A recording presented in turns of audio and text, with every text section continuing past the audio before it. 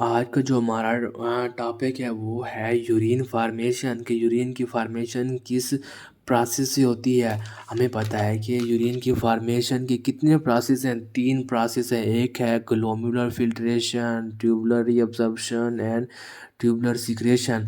जैसे कि मैंने आपको लास्ट वीडियो में बताया था कि जब हमारा ब्लड मतलब प्लाज्मा हमारे ग्लोमेरुलर कैविटी नेटवर्क में फिल्ट्रेट होकर किसमें बोमेन कैप्सूल में आएगा, जिसको हम बोलते हैं ग्लोमेरुलर फिल्ट्रेशन। जब हमारा फ्लूइड आगे जाएगा और यहाँ से क्या होगा, हमारे पूरी ये ट्यूब में जाएगा, यहाँ से हमारा दोबारा रीअब्जॉर्प्शन होगी, यहाँ पे भी रीअब्जॉर्प्शन होगी, यहाँ पे रीअब्जॉर्प्शन होगी, इसको हम बोलते हैं ट्यूबुलर रीअब्जॉर्प्शन। फिर यहाँ दोबारा क्या होगा, सिक्रीशन होगी, मतलब यहाँ से पेरिट्यूबुलर कैविटी नेटवर्क से हमारी सिक्रीशन होगी, दोबारा हम दोबारा सिक्रीशन होगी हमारे किसमें, ट्यूब में, इसको हम बोलते हैं ट्यूबुलर सिक्रेशन। तो आज हम क्या पढ़ने वाले हैं, आज हम पढ़ने वाले हैं क्या, मेन आज हमारा एक मेन टॉपिक क्या है, यूरिन की फार्मेशन में जो कि पहला पहला स्टेप है जिसको बोलते हैं ग्लोमेरुलर फिल्ट्रेशन। कि हमारे ब्लड फिल्ट्रेट कैसे होता है और उस ब्लड से क्या हमारा यूरिन विद मतलब वाटर विद मेटाबॉलिक वेस्ट कैसे हमारे बोमन कैप्सूल में एंटर होते हैं थ्रो थ्रो किसके, थ्रो फिल्टर मेम्ब्रेन और ग्लोमेरुलस के। तो अब बढ़ने वाले हैं, फर्स्ट स्टेप क्या है, glomerular filtration. First process of urine formation, process by which blood is filter while passing through the glomerular capillaries by the filter membrane का ग्लोमेरुलर फिल्ट्रेशन। अब हम इस ग्लोमेरुलस का क्या पढ़ने वाले हैं, स्ट्रक्चर पढ़ने वाले हैं। अब इस ये जो ग्लोमेरुलस है ना, इसको हम इस आल्सो कार फिल्टर मेम्ब्रेन। एक मेन इम्पोर्टेंट बात, ये जो ग्लोमेरुलस है ना, filtration unit of nephron, nephron का फिल्ट्रेशन यूनिट क्या होता है, ग्लोमेरुलस। और ये ग्लोमेरुलस किन पार्ट पे कंसिस्ट होता है, form by glomerular capillaries membrane or tuft or basement membrane and Bowman capsule. मैं थोड़ा आपको ये कंसेप्ट क्लियर करने के लिए थोड़ी डायग्राम से बताता हूँ। यहाँ से हमारी एफरेंट आर्टरियल आई और यहाँ से क्या बनती है हमारी ग्लोमेरुलर कैपिलरीज मेम्ब्रेन। और ये फिर क्या होता है, बेसमेंट मेम्ब्रेन, फिर बोमेन कैप्सूल, सही कह रहा हूँ ना। फिर यहाँ से क्या होगा, ये जो हमारे है ना, ये जो हमारे ग्लोमेरुलर कैपिलरीज मेम्ब्रेन है ना, इसमें क्या होंगे, एंडोथेलियल सेल। ये जो इसकी वॉल होंगी, जितनी भी कैपिलरीज होंगी, इसकी वॉल किससे बनी होंगी, एंडोथेलियल सेल। और ये ग्लोमेरुलर कैपिलरी मेम्ब्रेन है, ये कहाँ पे, इसके नज़दीक क्या होगा, इसके नज़दीक होंगे मेसेंजियल सेल, कनेक्टिव टिश्यू, जिसको हम बोलते हैं मेसेंजियम। मतलब ये हमारी ग्लोमेरुलर कैपिलरी मेम्ब्रेन एम्बेडेड कहाँ होगी, मेसेंजियम में। फिर हमारी बेसमेंट मेम्ब्रेन आती है और हमारी बोमेन कैप्सूल, जो कि इसकी 2 लेयर होती हैं, विसरल लेयर और पैरेटल लेयर। और इस विसरल लेयर पे क्या होंगे, एपिथेलियल सेल, जिसको जैसे हम बोलते हैं विसरल एपिथेलियल सेल। और हमारी पैरेटल लेयर में क्या होंगे, हमारे एपिथेलियल सेल, जिसकी वजह से हम बोलते हैं पैरेटल एपिथेलियल सेल। तो अब हम नेक्स्ट थोड़ा एक्सप्लेन करने वाले हैं क्या, एक और डायग्राम है। मतलब ये है कि हमने हमने इस थोड़े से पार्ट को, मतलब ये है कि हमने क्या किया, ग्लोमेरुलर कैपिलरी मेम्ब्रेन के थोड़े से पार्ट को और बेसमेंट मेम्ब्रेन के पार्ट को और हमारे बोमेन कैप्सूल के पार्ट को, हमने ये वाला पार्ट पूरा इसको थोड़ा इसको काट के और हमने हमने एक बड़ी डायग्राम बना दी, जिसकी वजह से हम इसी तरह हम इजीली समझ पाएंगे। मतलब ये है कि यहाँ से इफेरेंट आर्ट्रियोल से हमारा ब्लड आएगा ग्लोमेरुलर कैपिलरीज मेम्ब्रेन में। और ये हमें पता है कि हमारी जो ग्लोमेरुलर कैपिलरी मेम्ब्रेन किससे बनी होती है, वो बनी होती है किससे, एंडोथेलियल सेल से बनी होती है। और ऊपर भी होंगे नीचे भी होंगे, 2। मतलब ये है कि ये जो हमारी क्या होगी, ग्लोमेरुलर कैपिलरीज मेम्ब्रेन किससे बनी होती है, एंडोथेलियल सेल से। और इस एंडोथेलियल सेल में क्या होते हैं, फिल्ट्रेशन स्मॉल होल होते हैं। मतलब अगर यहाँ पे होल होंगे और इन होल का साइज़ कितना होगा, 7 to 100 नैनोमीटर, जिसकी वजह से हमारा जो हमारे इस कैपिलरी में ब्लड होगा, उसमें प्लाज्मा होगा, वो फिल्ट्रेट होके हमारे बेसमेंट मेम्ब्रेन में आएगा ना। तो और इसके ऊपर क्या होते हैं, ये किस इसके साथ क्या होते हैं, कनेक्टिव टिश्यू होते हैं, मेसेंजर सेल होती है, जिसको हम बोलते हैं मेसेंजियम। जब यहाँ से ये फिल्ट्रेट ब्लड, मतलब यहाँ से हमारा फ्लूइड आएगा जो कि मेटाबॉलिक वेस्ट भी साथ होंगे। और यहाँ इधर क्या होगा, अब इधर होगी हमारी बेसमेंट मेम्ब्रेन। इस बेसमेंट मेम्ब्रेन किससे बनी होती है, हमारी बेसमेंट मेम्ब्रेन तीन टाइप से बनी होती है। एक होती है लैमिना रेरा इंटेंसा और लैमिना डेंसा और लैमिना रेरा एक्सटर्ना। ये जो लैमिना रेरा इंटरना ये हमारी इतनी डेंस नहीं होती, यहाँ पे लेस इलेक्ट्रॉन होते हैं। और ये किससे अटैच होती है, ये लैमिना रेरा इंटरना अटैच होती है हमारे ग्लोमेरुलर कैवरी मेम्ब्रेन के एंडोथेलियल सेल से अटैच होती है। और क्या होता है लैमिना रेरा एक्सटर्ना, इधर भी लेस डेंस होता है और इसमें लेस इलेक्ट्रॉन होते हैं। और ये हमारे किससे अटैच होती है, ये अटैच होती है हमारे बोमेन कैप्सूल के विसरल एपिथेलियल सेल के साथ अटैच होती है। समझ आ रही है कि नहीं आ रही। और आगे ये जो है ना लैमिना डेंसा, ये जो लैमिना डेंसा है ना ये बहुत ही डेंस होती है। और ये किससे बनी होती है, ये बनी होती है triple helix of alpha peptide chain. ये देखिए ये जितने भी, इधर मैंने आपको बड़ा करके दिखा दिया है, इधर ये देखिए ये जितने भी है ना ये triple helix alpha peptide chain से बनी हुई है। और इसकी बाहर क्या इसके और इसके ये किससे अटैच होती है, ये अटैच होती है हमारे ग्लोबुलर नॉन कोलेजिनियस कंपोनेंट के साथ ये अटैच होती है। और ये जितना भी ये हमारी बेसमेंट मेम्ब्रेन है ये किससे बनी होती है, कोलेजन 4 टाइप से, कोलेजन 4 टाइप से। चलिए इसके बारे में हम दोबारा पढ़ लेते हैं, इसकी थ्योरी पढ़ लेते हैं। ये देखिए मैंने आपको बताया था कि हमारी फिल्टर मेम्ब्रेन और ग्लोमेरुलस 3 पार्ट में डिवाइड होता है, ग्लोमेरुलर कैवरी मेम्ब्रेन में, बेसमेंट मेम्ब्रेन में और बोमेन कैप्सूल में। जो ग्लोमेरुलर कैवरी मेम्ब्रेन है ना ये इधर क्या होते हैं, किससे बनी होती है, ये नहीं, ग्लोमेरुलर कैवरी मेम्ब्रेन है ये एम्बेडेड विद मिसेंजियम। मिसेंजियम क्या होता है, मिसेंजियम होता है मिसेंजियल सेल और कनेक्टिव टिश्यू जो कि हमारी इसके नज़दीक प्रेजेंट होते हैं। और ये मिसेंजर सेल क्या होता है, ये कॉन्ट्रैक्ट करते हैं और जिसकी वजह से इसका इफेक्ट किस पे होता है, हमारे ग्लोमेरुलर फिल्ट्रेशन पे। और ये फैगोसाइट भी होते हैं। अब ये क्या होती है, और ये ग्लोमेरुलर कैवरी मेम्ब्रेन की वाल होती हैं वो किससे बनी होती हैं, एंडोथीलियर सेल। और ये एंडोथीलियर सेल किससे अटैच होते हैं, बेसमेंट मेम्ब्रेन के। और इस एंडोथीलियर सेल पे क्या होते हैं, स्मॉल होल फिल्ट्रेटिंग होल होते हैं, जिसकी वजह से हमारी ग्लोमेरुलर कैवरी मेम्ब्रेन कहलाती है फेनेस्ट्रेटिंग कैपिलरीज। और इस स्मॉल होल का साइज क्या होता है, 70 to 100 नैनोमीटर। ये तो मैंने आपको पहले समझा दिया। अब बात करते हैं बेसमेंट मेम्ब्रेन के बारे में। बेसमेंट मेम्ब्रेन किसके कहाँ प्रेजेंट होती है, बेसमेंट मेम्ब्रेन के हमारे ऊपर प्रेजेंट होती है क्या, ग्लोमेरुलर कैवरी मेम्ब्रेन। उसमें क्या होते हैं, एंडोथीलियर सेल होती है ना। और कहाँ होती है, और इसके नीचे क्या होता है, बोमेन कैप्सूल। बोमेन कैप्सूल कौन सा पार्ट, विसरल एपिथेलियल पार्ट होता है इसके नीचे। अब इसकी 3 लेयर हमने पढ़ ली, लैमिना डेंसा जो कि इलेक्ट्रॉन डेंस होंगी, और लैमिना रेरा इंटरना जो कि लेस इलेक्ट्रॉन होंगी। और कहाँ पे अटैच होंगी, कैपिलरीज एंडोथेलियल सेल के होंगी। और लैमिना रेरा एक्सटर्ना कहाँ होंगी, ये toward the visceral epithelium of Bowman capsule की होंगी, और ये लेस इलेक्ट्रॉन होंगी। हमें पता है कि जो ये हमारी क्या है, बेसमेंट मेम्ब्रेन किससे बनी हुई है, कोलेजन टाइप 4 से बनी होती है बेसमेंट मेम्ब्रेन। अब ये देखें, ये कोलेजन 1 से क्या बनी होती है, बोन। कोलेजन 2 से क्या बनी होती है, कार्टिलेज। और कोलेजन 3 से बहुत सारी चीज़ें बनी होती हैं, उसका आपको याद करने की ज़रूरत नहीं है। अब हम पढ़ेंगे जो बात मैं आपको पहले बता चुका हूँ, जिसमें क्या है, the main structure of basement membrane is made by collagen 4। मैंने आपको बताया था कि बेसमेंट मेम्ब्रेन किससे बनी होती है, कोलेजन 4। और उस कोलेजन 4 में क्या होता है, which consist of triple helix of alpha peptide chain with glomerular non collagenous compound. ये तो मैंने आपको पहले ही समझा दिया ना।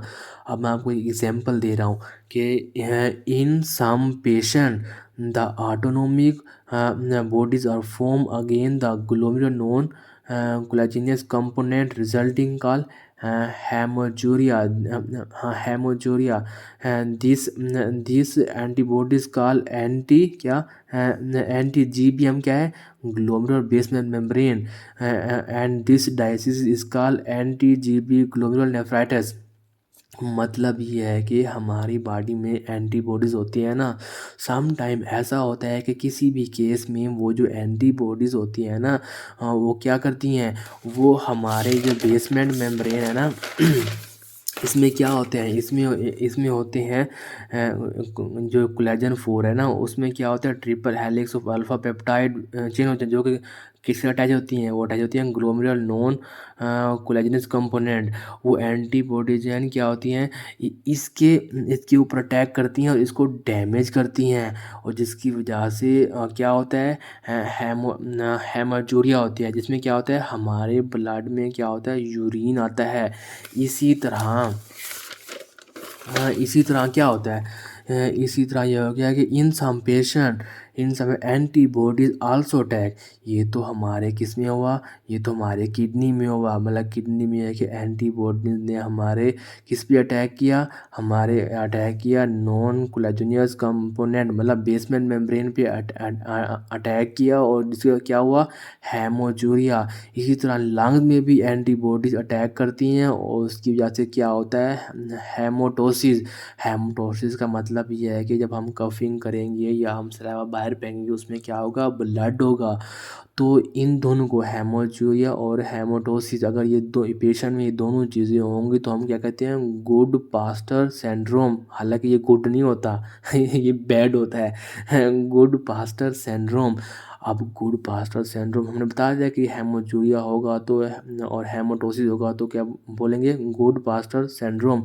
इसको और सिंपल मैं आपको समझाने के लिए, इधर ये लिखा हुआ है, क्या होगा, डिसऑर्डर, ये डिसऑर्डर होगा in which body mistakenly make antibodies that attack the lungs and kidney. मैंने कहा था कि मिस्टेकनली एंटीबॉडीज प्रोड्यूस होती हैं जो कि हमारे लंग्स एंड किडनी के क्या करती हैं, ग्लोमेरुलर बेसमेंट मेम्ब्रेन को और एलुलाई बेसमेंट मेम्ब्रेन को डैमेज करती हैं, जिसकी वजह से हमारे कफिंग में भी ब्लड आता है और हमारी यूरिन में भी ब्लड आता है, जिसको हम बोलते हैं गुड पास्टर सिंड्रोम। एक और कंडीशन होती है, एक और कंडीशन क्या होती है, हेरिडिटरी नेफ्राइटिस। ये हेरिडिटरी नेफ्राइटिस क्या होता है, ये हेरिडिटरी नेफ्राइटिस क्या होता है, मैं आपको पढ़ के दिखाता हूँ। Some time there is mutation mean changing in gene, मतलब कभी alpha peptide change which make good triple helix, but due to mutation alpha change become abnormal, then triple helix will be weak and cause abnormal weak glomerular basement membrane। then क्या patient क्या होगा, हेमोजूरिया होगा और glomerular में injury होगी। इसके बाद क्या क्या होता है, हेरिडिटरी नेफ्राइटिस। मतलब ये है कि हाँ, मतलब ये है कि मैं खुद भी भूल गया क्या मतलब है। हाँ, मतलब ये है कि ये जो हमारे triple helix of alpha peptide है ना, ये तो इधर बने हुए हैं। कभी कभार ऐसा होता है कि ये ट्रिपल हेलिक्स में इनमें चेंजेस आ जाती हैं, मतलब ये कभी कभार ये यूं चलेगी यूं चलेगी, मतलब ये सही तरह बनती नहीं है। चेंजिंग आने की वजह से जो पहले फिल्ट्रेशन सही तरह हो रही थी, अच्छी तरह फिल्ट्रेट हो रहा था हमारा क्या फ्लूइड, अब वो मतलब वीक हो गई हैं, अब नॉर्मल हो रही हैं, जिसकी वजह से क्या होगा, जो हमारे पेशेंट क्या होगा, पेशेंट में हेमोजूरिया हो जाएगा, मतलब ब्लड में यूरिन आएगा, सॉरी यूरिन में ब्लड आएगा, यूरिन में ब्लड आएगा, और हमारी ग्लोमेरुलस, ये जो ग्लोमेरुलस होगी ना, ये इंजर हो जाएगी। इस कंडीशन को क्या बोलते हैं, इस कंडीशन को हम बोलते हैं हेरिडिटरी नेफ्राइटिस। इस कंडीशन को क्या बोलते हैं, हेरिडिटरी नेफ्राइटिस, जिसमें अल्फा पेप्टाइड चेन की म्यूटेशन होती है, और इस म्यूटेशन होने की वजह से हमारे ग्लोमेरुलस बेसमेंट मेम्ब्रेन वीक हो जाती है, मतलब एबनॉर्मल हो जाती है, और हमारे पेशेंट में क्या होता है, हेमोजूरिया होता है और ग्लोमेरुलर इंजर होती है। इस कंडीशन को बोलती हैं हेरिडिटरी नेफ्राइटिस। अब एक बात मैं आपको बताना भूल गया, अब इसमें ना हमारी बेसमेंट मेम्ब्रेन में और हमारी क्या होता है, ग्लोमेरुलर कैपिलरी मेम्ब्रेन में और क्या होता है बोमन कैप्सूल में, इनमें चार्जेस होते हैं। इन चार्जेस को हम थोड़ा बाद में पढ़ेंगे, पहले मैं आपको एक चीज़ तो पढ़ाना भूल गया। क्या? बोमन कैप्सूल तो आपको मैं पढ़ाना भूल गया। ये तो मैंने आपको ग्लोबुलर कैपिलरी मेम्ब्रेन पढ़ा दिया, बेसमेंट मेम्ब्रेन पढ़ा दी, अब मैं आपको पढ़ाने वाला हूँ बोमन कैप्सूल। हमें पता है कि बोमन कैप्सूल दो लेयर से बना होता है, कौन कौन सी? विसरल एपिथेलियल सेल और पैरेटल एपिथेलियल सेल। जो विसरल एपिथेलियल सेल है ना, इसमें क्या होते हैं? फिट होते हैं और पेडिकल। इसमें छोटे छोटे ना फिट होते हैं और पेडिकल, जिसको हम बोलते हैं पीडोसाइड। ये कनेक्ट होते हैं किससे? बेसमेंट मेम्ब्रेन से। और इन जो पेडिकल के दरमियान एक स्पेस होती है, जिसको हम बोलते हैं filtration slit. Space between pedicle on the basement membrane का फिल्ट्रेशन स्लिट। इसका साइज क्या होता है? 20 to 30 नैनोमीटर। और कवर बाय क्या होती हैं? Filtration diaphragm. और ये फिल्ट्रेशन डायफ्राम किससे बनी होती है? ये बनी होती है नेफ्रीन से। और ये फिल्ट्रेशन डायफ्राम ना, ये not allow large molecule like plasma protein. मतलब ये फिल्ट्रेशन डायफ्राम लार्ज मॉलिक्यूल को अलाउ नहीं करता कि वो हमारे हमारे क्या बोमन कैप्सूल में जाएं, जैसे कि प्लाज्मा प्रोटीन। ये देखिए इधर मैंने आपको बताया था कि ग्लोमेरुलर कैपिलरीज मेम्ब्रेन में क्या होता है? फिल्ट्रेशन होल होते हैं, जिनका साइज होता है 17 to 100 नैनोमीटर। ये इधर तो मतलब इतने साइज में वो बड़ा हॉल होगा, जिसमें क्या होगा? हमारे लार्ज मॉलिक्यूल आ जाएंगे। लेकिन जब हमारे वो लार्ज मॉलिक्यूल बोमन कैप्सूल के बेसमेंट मेम्ब्रेन में क्या होता है? ये बेसमेंट मेम्ब्रेन मतलब बोमन कैप्सूल में ये होते हैं फिल्ट्रेशन स्लिट, मतलब होल होते हैं। उनका साइज़ क्या होता है? 20 to 30 नैनोमीटर। मतलब ये इससे बहुत कम होता है। इसलिए यहाँ से लार्ज मॉलिक्यूल एंटर नहीं हो सकते हमारे बोमन कैप्सूल में, जैसा कि प्लाज्मा प्रोटीन वगैरह। आप देखें इधर, हाँ डायग्राम में देखते हैं बोमन कैप्सूल के बारे में। अब हमें पता है कि जो हमारा बोमन कैप्सूल है ना, वो किससे बना होता है? Visceral epithelial cell main, visceral layer और पैरेटल लेयर। यहाँ पे विसरल एपिथेलियल सेल होंगे, जिसके हम बोलते हैं एपिथेलियल विसरल एपिथेलियल सेल, इसको बोलते हैं पैरेटल एपिथेलियल सेल। अब ये ज़रा मैं नज़दीक करता हूँ, ये क्या होता है? इधर हमारा ना ये जो विसरल एपिथेलियल सेल है ना, यहाँ पे ये जो हमारे हैं, ये इधर ये फीट बने हुए हैं, ये देखें ये फीट बने हुए हैं, इनको हम बोलते हैं पीडोसाइड। अब ये जो फीट के दरमियान, इन पेडिकल के दरमियान क्या होता है? हमारा फिल्ट्रेट स्लिट होता है। यहाँ से जो पहले तो यहाँ पे फिल्ट्रेशन हुई, फिर हमारी बेसमेंट में फिल्ट्रेशन हुई, फिर हमारी किसमें ये जो फिल्ट्रेट फ्लूइड फिर आएगा हमारे किसमें? फिल्ट्रेट स्लिट में। और यहाँ से ये फिल्टर फ्लूइड यहाँ से ऐसे जाएगा, फिर इसे ऐसे ऐसे चलता चलता क्या आएगा हमारे किसमें? फिल्ट्रेशन डायफ्राम में। ये भी एक फिल्ट्रेशन यूनिट है। यहाँ से दोबारा फ्लूइड फिल्ट्रेट होगा। और ये किससे बनी होती है? नेफ्रीन से।